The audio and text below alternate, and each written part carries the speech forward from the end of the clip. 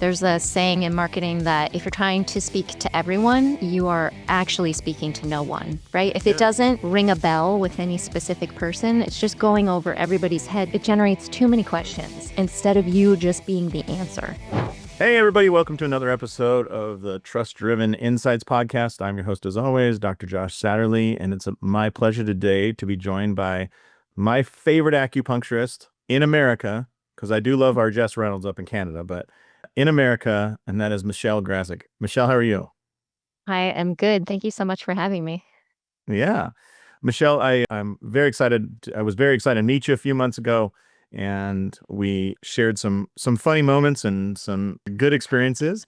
But for those listening, can you give everybody an insight where you're from and kind of what day-to-day life looks like for you? Sure, yeah. So I am a practicing acupuncturist in upstate New York. I have a practice with one associate. And so I practice part-time, and then I am a marketing strategist, and I've been doing that for about 11 years in the wellness industry, mostly teaching marketing to other acupuncturists. I have a podcast called Acupuncture Marketing School, and I teach an online program of the same name. All right. Yeah. And I'm going to guess, because the story with like often these marketing schools and business schools and whatnot are, you got out, started a practice, and you realize, oh my God, I don't know anything, and I need to learn everything. And you never wanted anybody else to ever feel like that again. Is that accurate, or did you have a background in marketing or something else? I do not have a background in marketing. My undergrad degree was bio with a minor in English literature. Sure. So I've certainly been using that literature minor an awful lot in the past, I don't even know, 20. Don't worry. I would say that English literature as a degree probably has the lowest utilization rate except for teachers and in high school teaching English lit. No one else seems to use it for the literature part. No one's asking me about Jane Austen, like, on the streets, so. No. But hey, one of the valedictorians for my chiro class had a master's in art history. Cool. So, yeah, That's awesome. she was awesome. So I sort of have that path to teaching marketing, but I got very lucky in the beginning of my acupuncture practice, and a marketing mentor sort of fell into my lap. So I ran a Groupon. I think I had been in business maybe 4 months, and I definitely had no idea what I was doing. I was just sitting by myself in my office, and I was like, I need bodies in this clinic. So I ran a Groupon, which I do not recommend, but it was 15 years ago, and Groupon was all the rage. Yeah. So this woman purchased a couple packages from the Groupon, and one of my specialties is cosmetic acupuncture still. I absolutely love it. So she had, I think, 4 sessions of cosmetic acupuncture, and we get to the end of her Groupon, and she says to me, I have a proposition for you. And I'm like, oh. She's like, I love this acupuncture stuff, but I don't want to pay for it, but I'd like to continue. And I'm like 25 years old. I have no idea where we go from here. Right. This is like red flag after red flag. I have a proposition. I don't want to pay. Right? You're like, oh my God, how is Deb, this possibly going to recover? Yes. So then she said that she used to work in marketing and she wanted to help me. And so her proposition was she wanted to do a trade for cosmetic acupuncture and marketing for my practice, because she could tell that I had zero marketing. Like, I had nothing except for the Groupon. And I, at first, was kind of afraid. Like everyone else, I felt very intimidated by marketing. I had almost no marketing education in acupuncture school. Yeah. And here's this like crazy enthusiastic person in my office who's just like, take my hand and we're going to run into the sunset. Like, that's Deb's vibe. She's so effervescent. So I was like, yes. And we did that trade for 3 years. So I gave her cosmetic acupuncture every week for 3 years. And once a month, we would meet at a local coffee shop for hours on a Saturday. And we would discuss, what marketing did I do in the past month? How did it go? What did I say I was going to do that I did not end up doing? And why not? And then make a plan for the upcoming month. And Deb was really the only person that I had ever met or run into who really enjoyed marketing for its creativity. And she kind of convinced me that it didn't have to be so gross. And eventually I did realize that nobody in acupuncture, certainly, or in most wellness professions, is so lucky to have a marketing mentor who pretty much is begging them, like, let me help you, just dumped into their lap. And by the time we stopped our trade because I moved, at that point, I realized that I was sort of good to go. She'd given me this 3-year education from her You were Danielson. You won the tournament. and eventually I realized that I just was thinking about marketing all the time and I really enjoyed it and tried to talk to people about it from her perspective, like my, other acupuncturists. They were totally not into marketing. They were like, I don't want to have this conversation. Yeah. I think like looking at that situation, you also stumbled upon the perfect situation because I know a lot of people hire, say, a marketing agency and they spend so much time trying to get them to understand what they do or what the advantages are and why they would choose chiropractic instead of surgery or, cosmetic acupuncture instead of Botox. And here you had a person that was like, "Oh no, I'm like your number one fan. Do it every week on me." So she saw the benefits and she, as a customer, was like, okay, I'm sure she was sitting there going, "Oh my gosh, like how does everybody not know this? This is the Yeah. greatest thing ever." And so she's like, "I want to help you, but I don't want to pay for my treatment either." So Yeah. yeah, that's great. Yeah, I felt extremely lucky, and we are still friends to this day, and obviously, I tell her story a lot. She gave me permission a long time ago to tell everyone that she was my patient. So, Yeah. yeah. Okay. Very cool. Yeah. Awesome. And so just we talk about building trust with patients all the time. And as I've mentioned to you, I would guess, but you can inform me if it's different, that a lot of patients have a lot of hesitation, anxiety, worry, concern coming into acupuncture, especially for something like aesthetics or non-traditional uses of acupuncture. Is that true? Am I assuming the right thing there? And how do you cut that off in the past? So I like to think of marketing as what are all the ways that you can remove somebody's doubts or fears or the barriers that are preventing them from making an appointment before they even bring them up, right? So, like answering frequently asked questions in your marketing is huge. Just brainstorm all of them and start to answer them like on your website, in your email newsletter, in your social media. Because, yes, patients, I would say maybe it's 50-50 at this point. Some people are pretty nervous about needles. And then other people are like, yeah, I read about it on the internet. I'm sure it'll be fine. And you're Yeah. like, okay, thank God for the internet. Yeah. It was But funny. I had this experience the other day with our son, and my wife and I were talking about something, and he had this perspective of our previous time we owned another business, and it was a lesson in marketing in the fact of he had filled in all the gaps that we thought we were protecting him from or we didn't want to share with him. He had filled all those gaps in with information from other sources like YouTube, friends, all this, and we're like, and that's not at all what happened. Like what? And but I know that, clients do the same thing. Like I've heard so many of them give me opinions about what chiropractic's all about or what their options are. And I'm like, what are you talking about? No, that's not at all what the plan is. So I think that's yeah. such a great approach that you're saying. Yeah. And I think it's really true that a lot of times when people have a gap, they fill it in with something negative automatically. Yeah. Like our tendency is not to put something positive into that blank space. Yeah. Maybe the rare person will do that. And there's a big debate in acupuncture marketing. You and I both know Arlette, the business Yes. coach. Love her. So she is my business coach. And we often have this like mini discussion slash not really an argument about whether you should show needles in your marketing. And she works with a lot of aesthetics professionals. So those are bigger needles, right? Those are like Botox needles. Yeah. And she is firmly in the camp of do not show the needles in your marketing because do potential patients really want to see that or is it too scary? Sure. When I am in the camp of show the potential patient exactly what to expect. And by showing them the needles and the whole process, you're eliminating a lot of fear because you're filling the information in that gap. So now they're like, "Oh wow, I just watched this person get 80 needles in their face in fast motion." And that person looked like they were napping the whole time. So before where they might have had that blank space with where they filled in with like these giant horrifying needles, they're like, "Oh, that looks easy. I could do that." So I'm a big fan of one of the ways you can dispel fear in marketing is to show the treatment. Yeah. I like it. Especially because I think people may have the idea that the scale of what you're doing is much different than their typical usage of needles. Because needles play all the way from, your tiny little facial acupuncture needles. And then, if they had loved one who had chemotherapy or something and had like a Right. PIC line or something. Like, Yes. oh, I've seen needles. I know exactly what it is. And you're like, whoa, whoa, whoa, whoa. That's not Yeah. at all what we're talking about. You know? Right.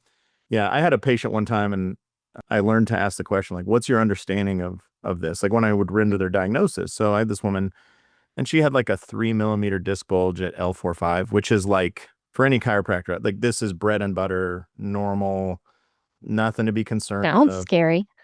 It does. And what was interesting, I said, so what is your understanding of this? And she said, ugh, I guess it means I'm going to need surgery on my back and probably another surgery 3 or 4 years later. And I was like, what?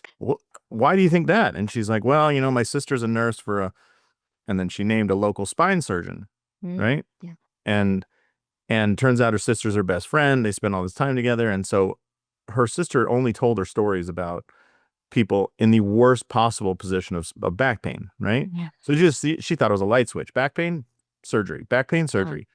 And I was like, whoa, there's so much time between here and there. There's so many options between here and there. And I probably spent 6 months educating her and getting her out, and to the point where we'd transition everybody from the clinic to our gym. And I remember she was lifting a kettlebell that was equal to her body weight. She weighed about 120 pounds. Wow. And Carolyn, it's not her real name for all those HIPAA nerds out there, but her name's not Carolyn. But I was like, Carolyn, do you still think you need surgery? And she like was standing there holding the kettlebell up. Like she was like looking off in the distance while holding 120 pounds. Thinking And about she just it. had deadlifted. And she's like, I guess not. I guess not. I'm like, really? That chunk of cast iron in your hand is not telling you absolutely do not need it? But that was with a successful case, Yeah. and a willing participant. So I think that's great. Michelle, if you were advising through your knowledge of educating and helping people market, where do you think the biggest gap that you see just generally across all wellness providers? So I'm talking acupuncture, PT, chiro. I'll even put aesthetics, med spas in there, just all those allied health, non-hospital kind of professions. You must just see it all the time in every ad you get served, right? Every advertisement on Facebook, you must be like, oh, why aren't they doing this? What do you think it is? Gosh, I would say not identifying your target market and your ideal patient. And sometimes I'll see ads that are incredibly generic. They're just like acupuncture for pain or chiropractic for back pain even is maybe not specific enough. Yeah. But I think that especially if you're going to pay for advertising, you really want to dial into your ideal person and try to speak to them in the ad. There's a saying in marketing that if you're trying to speak to everyone, you are actually speaking to no one, right? If it doesn't ring a bell with any specific person, it's just going over everybody's head because they don't feel like it applies to them. They're like, well, I don't know if they mean me. Like it generates too many questions instead of you just being the answer. So I think that is an important step that gets skipped all the time because it's really not sexy, right? Like your target market. Yeah, and I think that early on, especially like in your first 5 years of building into these practices, especially when you're like the clinician, provider, and the owner, that it's super scary because when you say pick your target market, what a lot of people hear is cut out 80% of your patients, right? Stop getting Mrs. Johnson, your next door neighbor, and Mr. Smith, your 4th grade teacher, and only focus on this. Like I'm thinking about you with facial acupunctures, like your jam. Yep. I've sent so many patients to acupuncture for plantar fasciitis, showing the complete opposite end of the body and not at all what you're talking about, right? And so how did you gain the confidence to go like, okay, I'm going to be okay. I'm going to go after this target? Yeah. Well, this is the second practice that I've opened. And so I often think to myself, like, thank God this is not my first rodeo because the first time around, I did not want to niche down. So I opened a practice in a totally new location. So it was like near my hometown, but starting over. And it was right before COVID. But I knew this time around, I didn't want to take insurance and I really wanted to dial into cosmetic acupuncture. And it still kind of felt like a scary leap. Like I was just going to commit my brand to cosmetic acupuncture. But I also had already been teaching marketing for 6 or 7 years. And I knew from my experience with my first practice and from all the people that I worked with that even when you pick a niche or a niche. I was just looking at a GIF yesterday. I'm like, is it niche or niche? I'm like, I've been switching back and forth for 11 years. It's a great question. Yeah. But even when you niche down, you are still going to get people who do not fall within your niche. Because what we're terrified of is turning away paying patients, right? Everyone's response is, I can't afford to turn anyone away. Especially a referral, by the way. Like that's where it really hurts is like you're treating a patient and they're like, I love you so much, I want to send in my husband. And it's like, but you can still take them. Why couldn't you take them? So I'll give an example. For my practice, it's me and Melody as my associate, and we both do cosmetic acupuncture. And then we have some separate interests, but the brand is pretty unified under cosmetic acupuncture. But I would say, and we're in a rural area, maybe 35% to 40% are actually cosmetic. And the rest are just like pain management, digestion, anxiety, kind of more like the bread and butter for acupuncture. So when you brand to a specific niche, it just helps the people who are looking for that thing identify you so much faster and take action, right? It helps them say like, wow, this is exactly what I'm looking for. This sounds like this person understands all of my problems and my concerns. They have a fix, right? And so they click the book now button or they call your office with questions at a much higher rate than if you just have something generic. But we get referrals for headaches and neck pain and plantar fasciitis all the time. So we don't turn them away. I know there's some like fertility acupuncture practices where maybe they truly only see fertility. They may refer out. But most people, by and large, when they are branding for something specific, are still getting lots of other people from different sources. So I understand it's like almost a theoretical concern. I'm going to scare away paying patients, but I've almost never seen that borne out in reality. So people should feel good about that. Imagine a practice where patient engagement is seamless and unified. With TrustDrivenCare, connect with patients across text, email, social media, and Google Business Chat, all on autopilot. Empower your team to step in effortlessly and engage in real time from anywhere. Say goodbye to multiple software and hello to a simplified practice and life. TrustDrivenCare is the all-in-one solution to save time, boost revenue, and build patient loyalty. Book your demo today and watch your schedule start to fill up. Now, back to the show.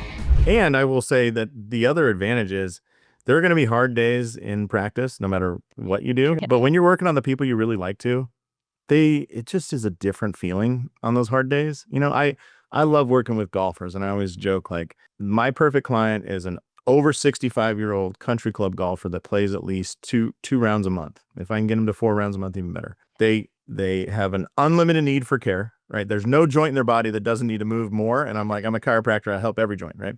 They have the money to pay cash, right? And they have an easy measuring stick. They're like, I hit the ball farther, or I scored well with less pain, or I can play more rounds in a row. It's like perfect. Objectively, you're better, right? There's no arguing. And so they're very appreciative of it.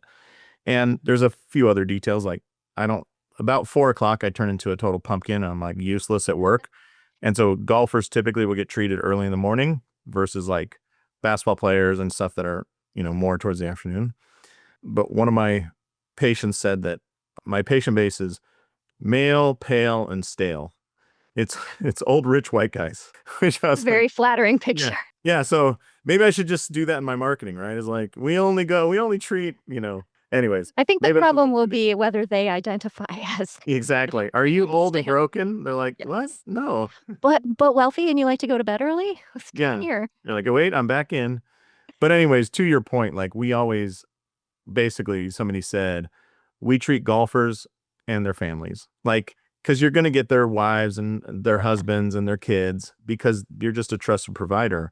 Yep. But what's also interesting is when you're having those hard days, it was so much easier to talk about the golf game or a recent tournament or something that we all connected on. And I think like that is so lovely when it's a tough case. Yeah. And I think that having a brand that feels aligned and authentic to you and niching down even a little bit into the people and the symptoms that you really love to treat in your marketing, it draws the right people towards you, right? So I just agree with you. You get fewer people who disagree with your care plan or do they just don't want to follow your directions, or maybe they think like their MD is right and you're wrong, right? You're not going to get those people when your marketing reflects the way that you practice and the things that you love to treat, because people who disagree with you, who don't want to come for 8 treatments, when they run into your marketing and it's like maybe they spend time on your Instagram account and they're like, oh, this person wants me to come 10 times. That sounds awful. They're not going to make an appointment. And then you don't have the frustration of being like, why does this person keep rescheduling last minute or whatever it is that they're doing? So you definitely get patients who are more aligned. That is better for your energy. And then I think burnout is lower in the long term. That's interesting. I never considered that, but I bet you're right. Yeah. I have a question along those lines about focus on the right group. One thing that I always heard in marketing too is like when you're writing, I took a copywriting course one time. It's like, which is a fancy way of just saying like how to write the words in all your marketing. There's the English lit degree. There you go. And the instructor said, one thing that helps when you really understand your market is you start using their secret words. So their secret language, their native language, as he would call it. And so for triathlon, my business partner worked on triathletes, and they would say things like T2 and T3, which is where you transition from swim to bike and bike to run. Oh, gotcha. Yeah. Or sorry, T1 and T2. There's only 2 transitions. There's 3 sports. Or they would say, I'm doing a brick this afternoon. A brick is like, I'm going to bike and then immediately run afterwards, right? Or a swim and then run or something. But I'm trying not to say like, God, that sounds so awful. Yeah, Get a bike and then swim. I know, they're crazy. Especially out here in Las Vegas. Impressive. I mean, these guys are starting their workouts at like 3:30 a.m. because they have to ride for 4 hours and then run for an hour. And it's like, well, if you don't want to run in 120-degree heat, you got to start middle of the night, basically. I can't imagine. So they're maniacs. Okay. But the other problem about triathletes is they're incredibly successful people. So they're like, oh yeah, I got up at 3:30 and then I did my brick. And then, I had I'm on the board at my church and I helped out there. And then I went to my son's barbecue. And then, then I went to my office, and you're like, do you just succeed at everything? Stop. Anyways, but back to the crusty old white guys. That's who I love treating. And, so when you use certain language with golfers, like, oh, do you hit it fat or you scold it, or, you hit a fade or a drop, there's also that trust level that builds up. And they're like, oh, you do understand this, right? Yeah. In aesthetics, in like acupuncture for the face, what are the terms you're hearing that tell people like, no, Michelle knows it. It's not on the surface level. She knows it. Ooh, and that's so interesting. I feel like there's always kind of trends in skincare, like buzzwords. So for a while, like discussing any topical with hyaluronic acid in it and like knowing how to pronounce it, because we were all like, how do you say the word? It was really good. I would say I tend to think of trends and like the questions that people are asking. And so for a while, like the number one question to answer for your potential patients was, is cosmetic acupuncture the new Botox? Right? Which is sort of like you discover it's an absurd question. They're like 2 very different things. They work in different ways. Yeah. But that's what people wanted to know. And I see a needle pierce the skin and the outcomes look great, right? Like, Yep. I don't need to know the middle ground. Yes. And I would say that for some reason, in different parts of the country, facial rejuvenation is what people understand as cosmetic acupuncture, which to me could mean anything. Facial rejuvenation, is that like a face massage? I don't know. Yeah. And Or then in other, surgery, like, right? Yes. But then in some parts, it's just cosmetic acupuncture. And some people use both, right? Yeah. Yeah, good question. Yeah, and the reason I'm asking is like, how do you advise your patient, or your clients in the marketing for acupuncturists? Like, you niche down, and how do you prove? I guess one of the things is, how do you prove to yourself that you've niched down? And I would guess the language starts changing and shaping to this like, oh, we generally treat pain, to, oh no, do you have pain after you hit a shot fat on your golf course? Like, oh yeah, I have that. Yeah, that's definitely one way. I usually tell people to, like you're talking about, start paying attention to the particular vocabulary and the phrases that people are using when they talk about how they felt before treatment and how they feel now. And try to like write it down, or you can tell people what you're doing. Like, I'm doing market research. Can I record a conversation? It'd be easy in Jane right now, right? With the AI scribe. Yeah. But you can also take a look at like testimonials that you've received and see like how are people talking about, again, those same questions, how they felt before and how they're feeling now, and like steal their words. Yeah. I think that's really, really helpful. I'm And laughing because I think I'm going to guess is when people get facial acupuncture, what are some of the words they use on a successful treatment or after a great treatment? sleepy. Acupuncture nap. I'm trying to think of like if AI were to like pluck out all of the common Yeah. words. I was thinking more like Glowy. glowy. Okay. Yeah. Do they say firm or tight or anything like that? But probably not immediately after one treatment, but like if they're leaving a testimonial after a group of 10 treatments, then Yeah. yes, like softening, fine lines, those kinds of things. Yeah. Well, it's funny, like if they talk about how the outcome, I didn't know if they talk about being that they notice an increase in tightness and like, feeling it's more firm. Ironically, that's why you shouldn't go after everybody because that's the opposite of what you want in back pain. Nobody's like, Right, after yeah. 10 treatments, I felt tighter. Yes. Yeah, that'd be no good. But that's Go a to good Michelle. She is amazing at illustration. making everything tighter. And you're like, well, actually, that I wake up with tightness and I hate it. Yeah. And that's a really good illustration of why it matters to know your target market, right? Yeah. Because you need to appeal to the specific outcome that they want to have. Right. And it sounds obvious, but I think when you start to put it into practice, it feels a little clunky at first. I usually tell people to like review their target market and their marketing message Mhm. at least every year. And over time, you're actually going to become really good at speaking to the people that you love to treat Sure. because you're spending, as you get more and more of them, you're spending more time with them. You understand like what are their values and how are their goals kind of rooted in their values, and how can I discuss that in a way that like rings a little bell for them and makes them say, oh wow, like that's exactly what I need, that is what I'm looking Yeah. for. Yeah. Was a lot of that from Deb helping you out, like helping you realize the words and Yes, what she was some of it. saying? Yeah, Yeah. that's fantastic. For those of us that are dealing with clients, let's jump maybe a little bit away from the marketing, but now let's say you're at the first visit, right? So you were successful in your marketing, they've come in, but you're still sensing a little hesitation, a little anxiety. What have you learned and what did you maybe teach Melody in your office about how to approach those people that do have some reservations and fear? I usually I always ask like if they have any questions, but if I sense that someone really, sometimes people will just say like, I want to do this because I haven't been feeling well for so long, but I'm also really afraid of needles. And like, maybe they're afraid they're going to pass out, like when I put the first needle in. So I will really encourage them to ask any questions that they can think of. Mhm. I'll also ask them, do you want me to explain the whole treatment process? Like, I'm going to leave the room and let you get undressed and get on the table, and the table is heated, and then I'll knock before I come back, and then I'll take your pulse. Like, I can, for a lot of people, it helps to communicate, like, what is every step going to look like? They don't Yeah. want any surprises, right? So Right. some people, that makes them feel better. Some people are like, I'd rather not know what's coming. It depends on the person. But like asking them a lot of questions and making sure that they know they're allowed to ask me Mhm. any question they can think of, even if it's minutia, if they're afraid it's going to be a stupid question, helping them feel comfortable, that tends to help a lot. Yeah. Yeah, it's interesting when we looked at all the research around communication with patients.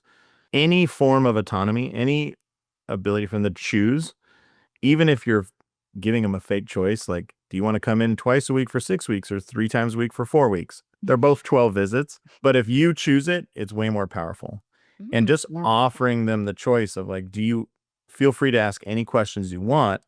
I'm gonna guess most people are like, no, it's fine. I'm good, or they're not asking. But giving them, opening that door for them is Mhm. powerful, right? Yeah. And conversely, forcing anybody into any medical treatment has been shown like that's a really good way. Even if it's what they come in for, like you think about surgeons and it's like, oh, you're scheduled for a hip replacement. Like we know exactly what the treatment's going to be. We know what's going to happen, but not allowing any questions, not allowing any banter or back and forth, it like doubles your chance of a malpractice suit. And what's Mm. crazy in that is you're still performing a successful surgery. You still replaced their hip and gave them what they wanted. But yet there's this level of psychology where it's like, yeah, but you didn't let me choose or ask questions, right? And it Yeah. adds that. So that is diffusing the situation quite a bit there. And then I do think it's funny when you're saying tailoring communicate, or we say tailoring communications, but for the detail-oriented person that comes in, that comes in with a backpack and they're reading in your waiting room, they're reading one novel, and when they put it away, you see they have multiple books in their backpack. Yes. They're just information hounds. That's how they handle everything in life, right? Mm-hmm. And so they want to know not just, what is this word, but what does that even come from? Where does acupuncture come from? And when you explain it and fill their thing, the great news is not only does it quell their fear, but they become a lifetime patient because Yes. they like to see people. Once you filled that up, no one else could ever challenge you. It's like, no, Michelle knows everything and she's willing to share it. Yeah. And then they never leave. So it's pretty exciting. Yeah. Yeah. I think you're right that a lot of people will say, no, I don't have any questions, or they're flustered and they're like, well, I can't think of anything right now. And then reassure you, I'm like, yep, or I'm sure I'll have questions later. I'm like, okay, good. Like, if you have a question and we're in the middle of something, just tell me. And you know what? In the past couple of years, I have also started saying, like, because the cosmetic acupuncture in the face it can be 80 points, right? So I'll always tell people when I get started, like, I've been doing this a long time and I'm very fast. But if at any point it's too much, we could totally take a break. Right? Mhm. Or if it's too much, I know other styles and we can downshift to something that's only 30 needles in the face. I also don't tell them the number of needles before I get started. I think that's need to know information they don't need to know. But yeah, just communicating and being so open and helping people understand, like, it's your world. Like, I'm not really in charge just because I'm the healthcare practitioner. Like, you tell me what you need. And sometimes it's not easy to convince people that they can interrupt you and ask questions, or they can pause the treatment, or they can be like, I really have to pee. Before we do this, I have to pee, because they are so used to a medical system where they are not in charge. It's like we're all being retrained. Yeah, well, that's a great point because yesterday I had to go for a blood test. And so I've been to that place before. There's always a long wait. It's always a nightmare. So I was like, well, I better pee before I leave. And I get there and she's like, oh, we're doing a urinalysis. I'm like, oh my God. Like, but just prepping people, like, because if you told me, hey, you have to get 80 needles in your face for a facial acupuncture, to me, I'm like, so I'm going to be laying on this table for what, 2 hours, 3 hours, maybe? In my mind, I'm just like, Right. Yeah. I've You'll had be there probably 50 minutes. right. I've had dry needling in my knee, and that was 5 needles. So I'm just like, well, that took 15 minutes. So, Gotcha. multiply that by 8 and I'm here for 2 hours. Yeah. But just giving them that prep of like, you're going to lay here for about, an hour, maybe a little less. And then offering, do you need to use the restroom or something, is probably very powerful for the people with anxiety. Because again, no is, if they answer no, remember, no's like our first control word in life, right? Babies say no when they finally have an ability to resist. Yeah. And yeah, so it's funny that we miss all these points with patients. And yet to us, it's like, well, this is the 1,000th person I've done this. Right. Are there any questions? Well, we forget sometimes it's like the first experience they've had. Can I share a funny story with you about lack of patient communication? Absolutely.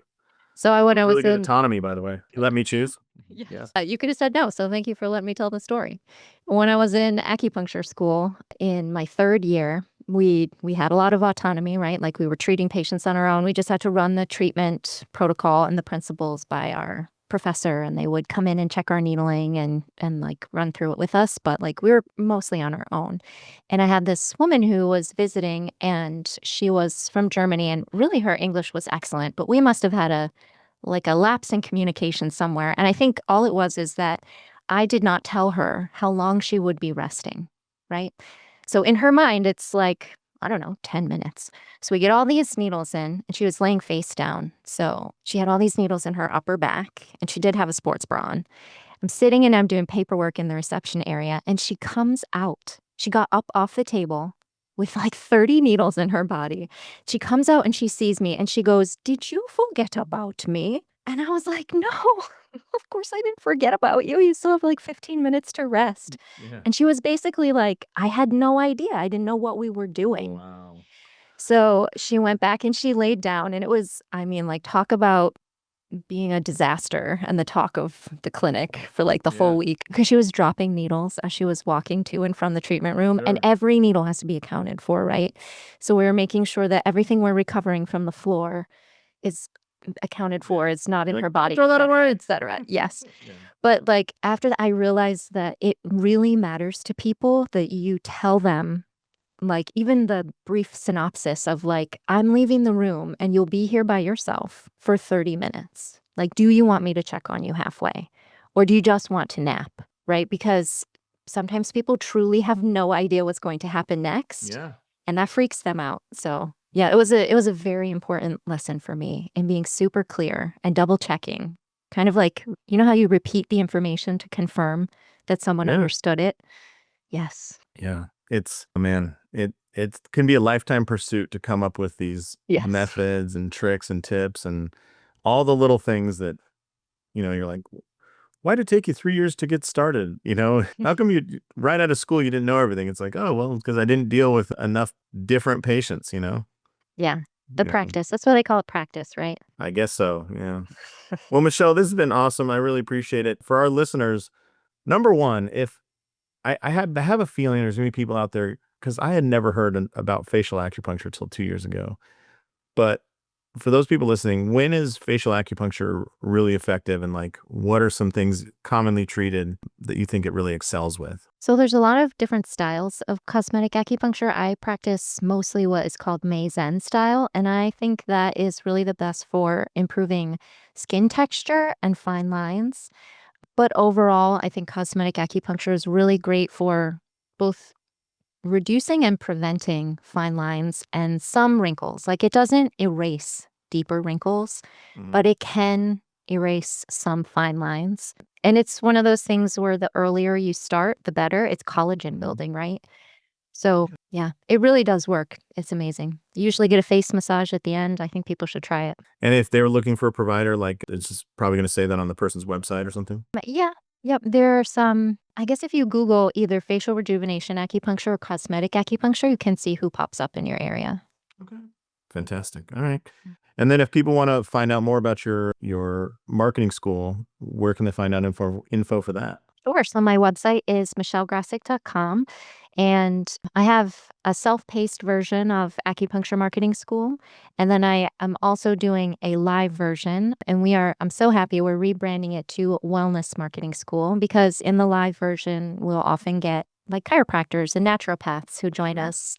And it's really nice to be able to incorporate examples of marketing from all different disciplines. So there's info on those classes on michellegrasek.com. I also have a really fun, low-cost marketing membership called the Snack Size Marketing Club. It's $9 for the first month. And basically it's like for the people who say, I just wish someone would tell me what to do with my marketing. That's what this is for. Every Monday, I do a 4-minute audio where I say, okay, this week, I want you to do XYZ. Here's how you do it. It's one task. Because I really believe that those small actions taken over time have a huge impact. Yeah. So the Snack Size Marketing Club is also on my website, michellegrasek.com. And if people have questions, I clearly love talking about marketing. So you can shoot me an email, michelle@michellegrasek.com. Fantastic. Well, Michelle, this has been an awesome time talking about all these subjects and learning so much about a part of healthcare that I just didn't even really know existed until 2 years ago. So yeah, it is fantastic. Well, on behalf of Michelle Grasek, this is Josh Satterlee saying, go out there, talk to those patients, build trust with them, and you'll be amazed at the outcomes. Thanks so much, Michelle. Thank you.